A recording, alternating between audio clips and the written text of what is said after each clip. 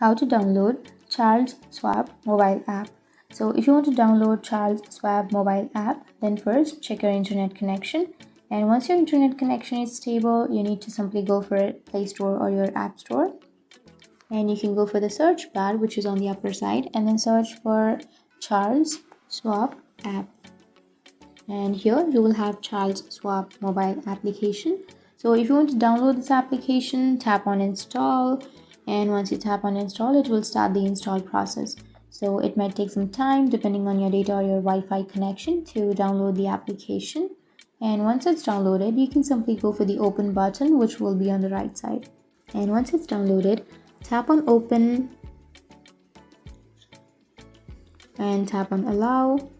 And once you open the application, now you can sign up to your account, or you can open an account or log into your account.